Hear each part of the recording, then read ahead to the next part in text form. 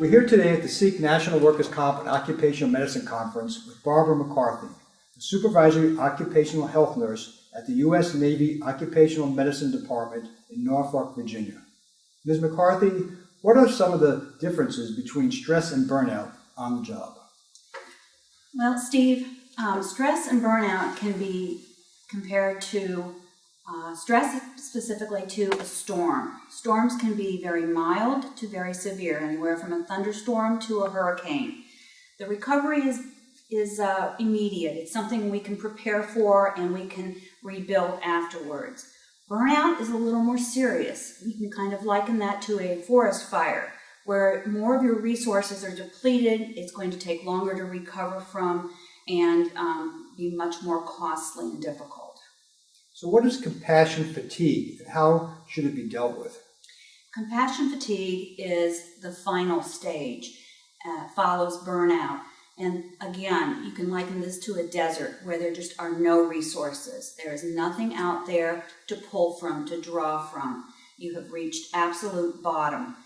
The best way to deal with compassion fatigue is to not get there and not reach it. It's to recognize stress as it occurs, or if not, at least to the point of burnout, and work with the tools that are available in order to prevent reaching that point in time.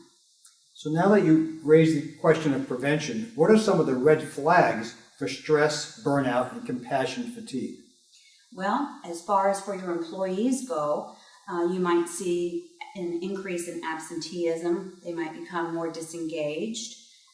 They may try to take more on themselves and become overachievers, but not being effective in completing tasks.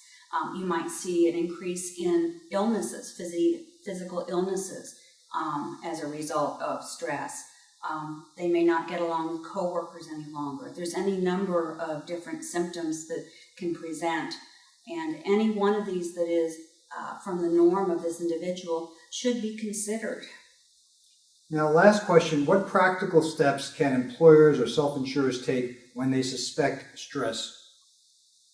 Again, prevention, to have tools in place to help these individuals, to offer them something, whether it's an EAP, whether it's workshops or lunch and learns, how to identify stress, anything that's going to make them more emotionally healthy. Awareness is key.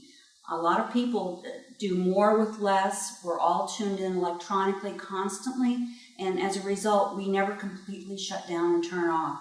And even though it doesn't seem like it, this creates a lot of stress in our lives. So we need to be able to recognize what our stress is and to be able to identify that and proceed from there.